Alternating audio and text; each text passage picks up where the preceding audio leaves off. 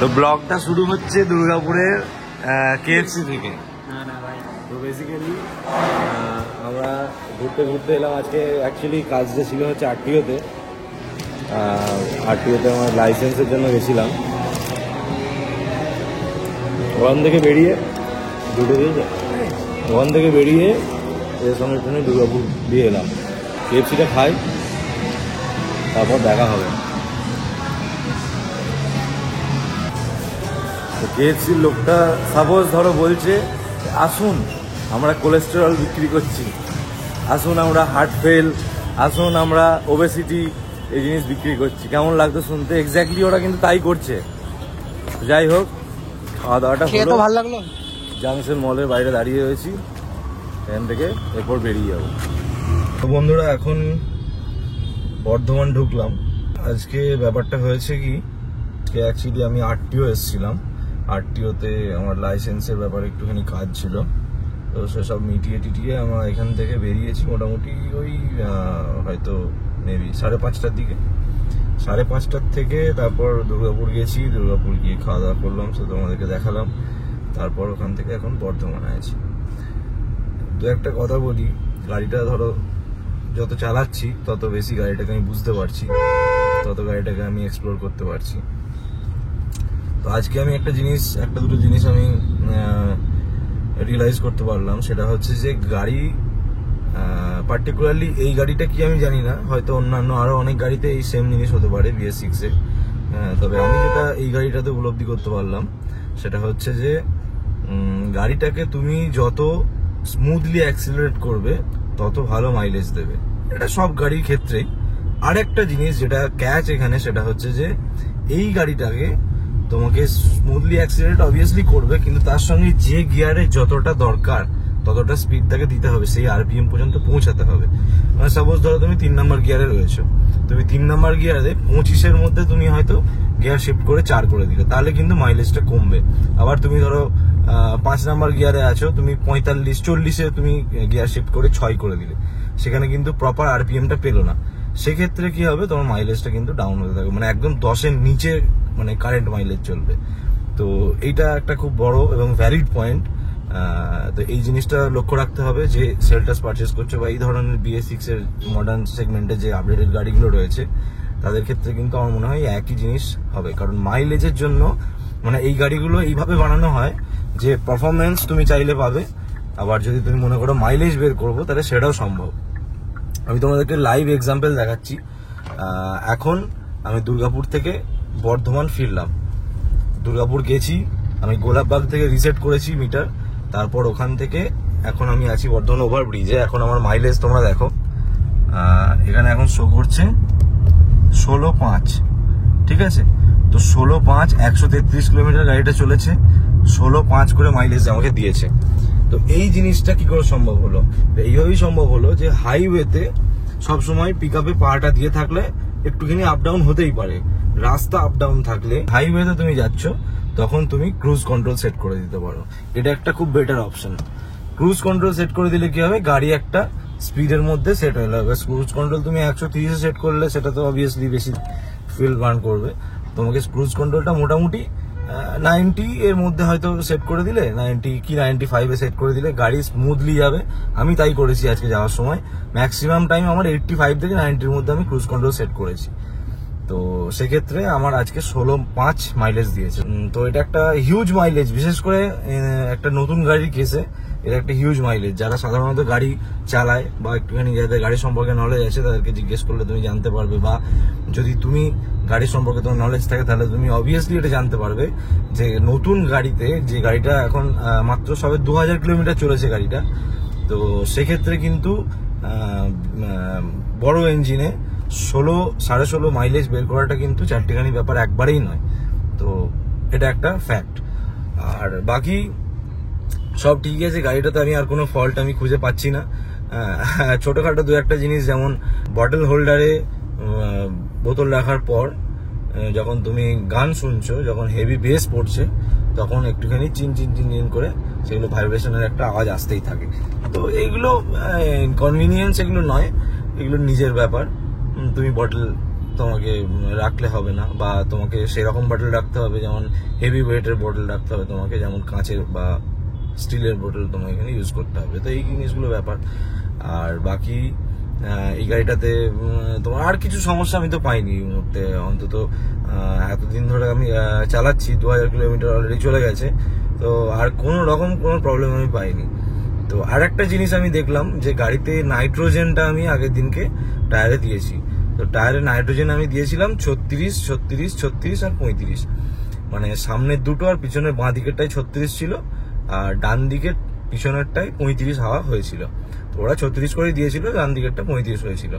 তো আজকে যখন আমি সকালবেলা গাড়িটা বের করি, গাড়িটা রোদে ছিল, গাড়িটা যখন সকালবেলা আমি বের করি, সকালবেলা আমি বের করেছি বাড়ি থেকে 12টার সময়, এখন বর্ধমান চলে এসেছি প্রায়, মানে 30 কিলোমিটার গাড়িটা চালাবার পর আমি লক্ষ্য করলাম আমার পিছনের চাকাটাতে আছে 37, পিছনের ডান দিকের চাকাটায় আছে 37, আর বাকি তিনটে চাকাতে 39 করে প্রেসার।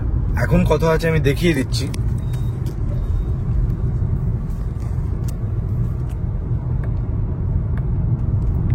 তো এখন দেখতে পাচ্ছ 37, 38, 37, 36। তো এরকম মানে আপ ডাউন হচ্ছে হাওয়াটা। আমি এটা কেন বুঝতে পারছি না, এটা কেউ যদি জানা থাকে তোমরা অবভিয়াসলি আমাকে জানাও, তোমরা অবশ্যই আমাকে জানাও, কমেন্টস করো এটা কিভাবে হচ্ছে, কেন হচ্ছে সেটা আমাকে একটুখানি জানাও। আচ্ছা, আর একটা প্রবলেম এই গাড়িটাতে রয়েছে, সেটা হচ্ছে যে যখন আমি কারপ্লে অন করছি অ্যান্ড্রয়েড অটোতে বা ব্লুটুথে কোনো রকম কোনো সমস্যা হচ্ছে না, যখন আমি কারপ্লে কানেক্ট করছি না তখন গুগল ম্যাপসের মধ্যে কিছু কিছু জায়গাতে টাচ হচ্ছে না। যেমন গুগল ম্যাপে আমি যদি ধরো সার্চে গিয়ে আমার ওয়ার্কটাকে সেট অ্যাজ ডেস্টিনেশন করতে যাচ্ছিলাম, ওয়ার্ক প্লেস যেটা আমার সেট করা রয়েছে, তো ওয়ার্কটা যখন টিপছি তখন সেটা হচ্ছে যে নিচ্ছে না, টাচ হচ্ছে না।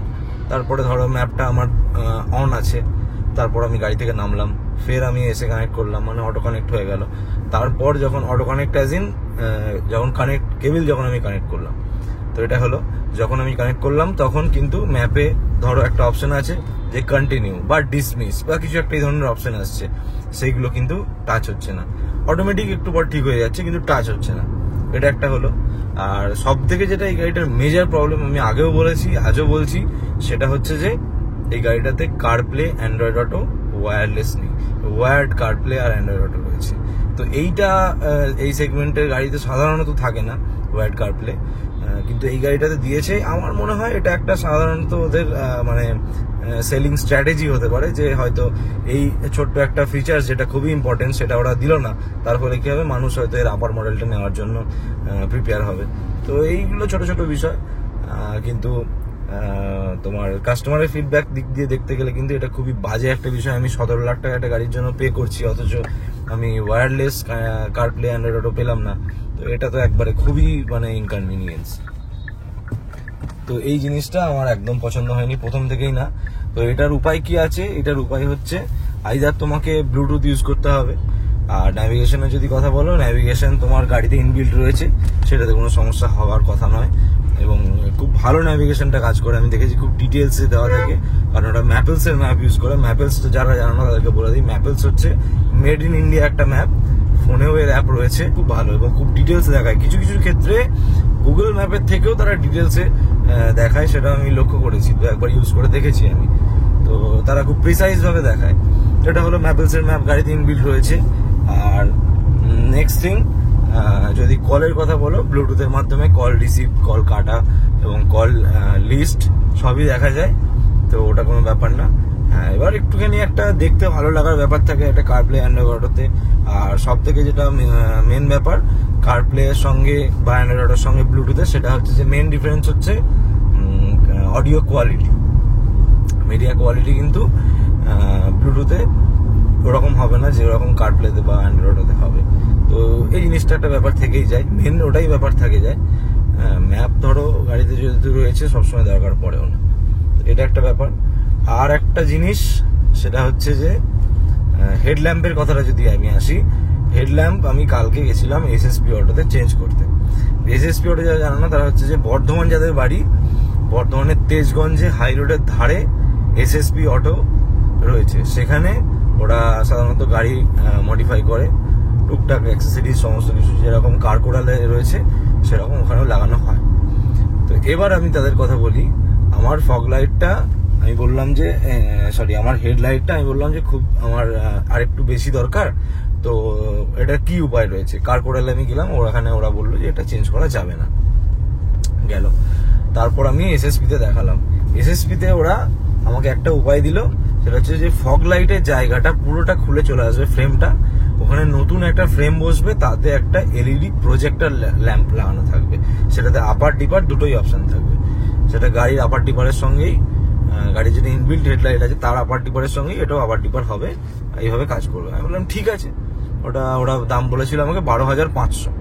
ঠিক আছে, আমি অলরেডি এই সেম জিনিসটা আমি সেলটসে দেখলাম। আমি ইউটিউবে হায়দ্রাবাদে একটা দোকান রয়েছে, সেখানে সেই দোকানে ওনার একটা সেলটসে লাগাচ্ছিল, তো সেখানে আমি তাদের ভিডিওতে দেখলাম। তাদের সাথে আমি কন্ট্যাক্ট করেছিলাম, তারা আমাকে বললো 16,500 টাকা উইথ ডেলিভারি চার্জেস। আমি বললাম যে 16,500 টাকা দিয়ে কিনবো, তারপর ফের আমাকে এখানে 1,000 টাকা দিয়ে লাগাতে হবে, তারপরে যদি কিছু গন্ডগোল হয় তাহলে আবার সে তাকে রিটার্ন করো, অনেক ঝামেলা, প্লাস টাকাটাও বেশি। তো আমি এখানে এসএসপি তে ওরা বললো যে 12,500 টাকা লাগবে টোটাল। আমি বললাম ঠিক আছে, তাহলে লাগিয়ে দাও। ওদের মালটা আমি ওদেরকে অ্যাডভান্স করে এলাম। অ্যাডভান্স করে আসার 2 দিন পরে ওরা মাল চলে এলো। মাল এসে ওরা যেদিনকে আমি গাড়ি লাগাতে গেছিলাম, কালকে আমি গেছিলাম ফগ লাইটটা লাগাতে। এবার হলো কি, ওরা সামনের পুরো প্যানেলটা খুললো, প্যানেলটা খুলে পুরো ফগ ল্যাম্প দুটো আমার বের করলো। বের করে যখন ওই ফগ ল্যাম্পগুলো ইনস্টল করা হলো, ওই প্রজেক্টরগুলো যখন ইনস্টল করা হলো, তখন দেখা যাচ্ছে ওই প্রজেক্টরের যে জ্যাকটা রয়েছে সেটা আমার গাড়ির যে ফগ ল্যাম্পের জ্যাক রয়েছে সেটার সঙ্গে ম্যাচ করছে না। স্বাভাবিক, না করাটাই স্বাভাবিক। তো তখন ওরা আমাকে বললো যে, আমাকে অপশন দিল, অবভিয়াসলি আমি এখন এটা আমি অস্বীকার করবো না, ওরা আমাকে অপশন দিল যে তুমি তোমার ফগ ল্যাম্পের যেটা স্টক ফগ ল্যাম্প ছিল আমার গাড়ির সঙ্গে যেটা ছিল, সেই ফগ ল্যাম্পের জ্যাকটা কেটে এই প্রজেক্টরের যেটা আফটার মার্কেট যেটা লাগাচ্ছি সেই প্রজেক্টরের সঙ্গে পাঞ্চ করে দাও। তাহলে পরে কি হবে, তোমার গাড়িতে কোনো ওয়্যারিং কাটতে হবে না। সেট ফেট করে দেওয়ার পর প্যানেল সব লাগানো হয়ে গেল।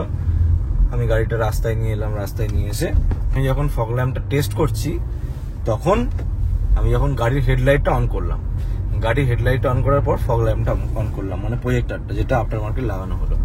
প্রজেক্টরটা অন করার পর আমি যখন আপার করছি না, তখন গাড়ির হেডলাইটটা তো আপার হচ্ছে, কিন্তু ফগ ল্যাম্পটা অফ হয়ে যাচ্ছে সঙ্গে সঙ্গে। তারপরে যখন লো বিমে ফগ ল্যাম্পটা চালাচ্ছি তখন কিন্তু চলছে, কিন্তু যখনই আমি হাই বিমে ফগ ল্যাম্পটা চালাচ্ছি তখন কিন্তু অটোমেটিক্যালি ফগ ল্যাম্পটা বন্ধ হয়ে যাচ্ছে। তো অনেকবার ট্রাই করলাম, অনেক কিছু দেখলাম, আর্থিং সমস্ত কিছু খুলে খালে আবার ফের চেক করা হলো, কিছুতেই কিছু হলো না। আমি বললাম ঠিক আছে, আমি আসছি, কালকে আমি ফের আসবো, আপনারা রাতটুকু ভাবুন, আপনারা টেকনিশিয়ানের সঙ্গে কথা বলুন, তারপরে দরকার হলে আপনি কলকাতা থেকে টেকনিশিয়ান আনান, তারপর আমি কাল ফের আসছি, মানে আজকের জন্য। আজকে আমি তো বর্তমান ফের আসলামই। তো ওরা দিয়ে তারপর আমাকে বললো না, ওইভাবে হবে না, আপনাকে তাহলে ইদার আপনাকে পেমেন্ট করে যেতে হবে, অথবা ওগুলো লাইটগুলো খুলে দিয়ে যেতে হবে। আমি বললাম আমি পেমেন্টটা করে দিলাম, কালকে আপনি যদি অস্বীকার করেন, কালকে যদি আপনি সার্ভিস না দেন তাহলে আমি কি করবো। ওরা বললো তাহলে আপনি যদি চলে যান, কালকে যদি আপনি অস্বীকার করেন তাহলে কি করবো। আমি বললাম তাহলে কোনোটাই কিছু নয়, তুমি খুলে নাও তোমার লাইট। কারকোডাল আমি কথা বলেছি, কারকোডাল একদম বিশ্বস্ত জায়গা। তবে এসএসপি তে যে এক্সপিরিয়েন্সটা আমার হলো, না এত বাজে এক্সপিরিয়েন্স আমি দেখিনি। মানে ওরা এত বাজে, ওদের মিস্ত্রিগুলো মানে একটা কাজ জানে না, ভুল ভাল করছে। প্যানেলগুলো খুলতে এমন ভাবে খুলছে, প্যানেলগুলো দেখে ভয় লেগে যাবে।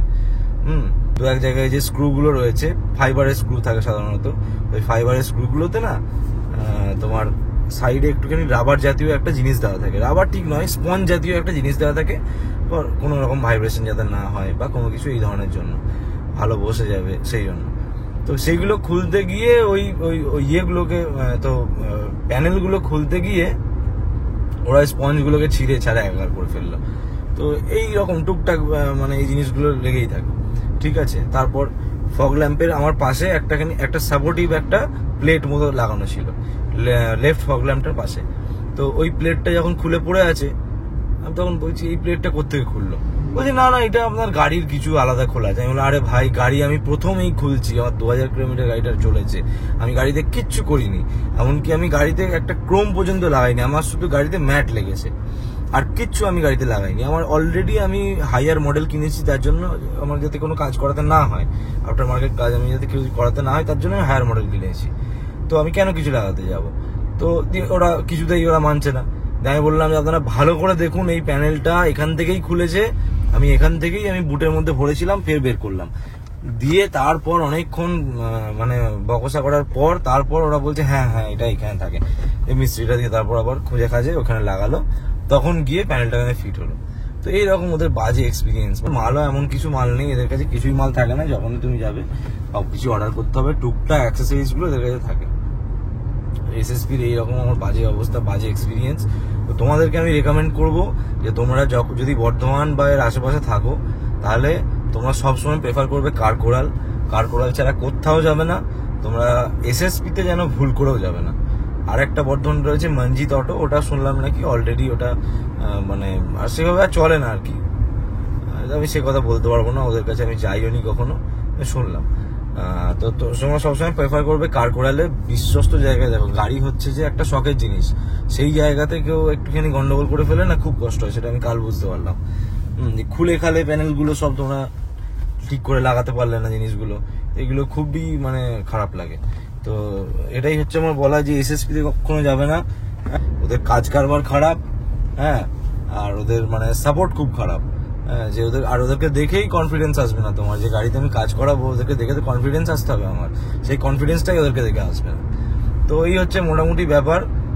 ফগ লাইটটা আমি দেখি কার কোরালে কথা বলেছি। আর অনেকে জিজ্ঞেস করছে গাড়ি পলিথিন গুলো কেন করিসনি। আমি সাধারণত আমাকে জিজ্ঞেস করছে, তার কারণ একটাই যে আমি এই ধরনের জিনিসগুলো পছন্দ করি না। যে নতুন জিনিস কিনলাম মানে সেই প্যাকেট খুললাম না, পলিথিন হাঁটালাম না, এগুলো আমি একদমই পছন্দ করি না। তো কেন লাগিয়ে রেখেছি তার একটাই কারণ হচ্ছে যে সিট কভারটা আমার অর্ডার করা আছে। সে প্রথমে সিট কভার পাচ্ছিলাম না ভালো, তারপর আমাকে আবার অর্ডার করতে হলো। প্রথমে আমি শোরুমে গেলাম, শোরুমে ওরা বললো যে অন্তত পক্ষে 2 মাস লাগবে ওদের সিট কভার আসতে, কোম্পানি লঞ্চ করবে, অত ওয়েট করা যাবে না। তারপর আমি ফের কার কোরালে গিয়ে সিট কভার অর্ডার করেছি। তো ব্রাউন কালারের লেদারের সিট কভার অর্ডার করা আছে, ভালো সিট কভার। তো সেইগুলো আসতে এখন মোটামুটি অন্তত পক্ষে ওটাও প্রায় 15-20 দিন টাইম লেগে যাবে। তো তারপর সিট কভার আসার পর তোমাদেরকে আমি দেখাবো, পলিথিন সব উঠিয়ে দেবো। তবে দেখো এখানে কোনো পলিথিন নেই, এই পলিথিন এগুলো সবই উঠিয়ে দিয়েছি, কোথাও পলিথিন নেই, শুধু এই সিটের গুলোই লাগানো আছে যাতে করে ময়লা। হোয়াইট কালারের সিট, বেজ কালারের সিট, ময়লা হয়ে গেলে খুব বাজে দেখতে লাগবে। হচ্ছে মোটামুটি ব্যাপার। অলমোস্ট বাড়ি চলে এসেছি, আর একটুখানি রাস্তা বাকি রয়েছে, আর হয়তো 20 কিলোমিটার মতো। তো চলো আজকে ব্লগটা এখানেই এন্ড করছি, আবার নেক্সট দেখা হবে আর একটা ব্লগে। ভালো থেকো।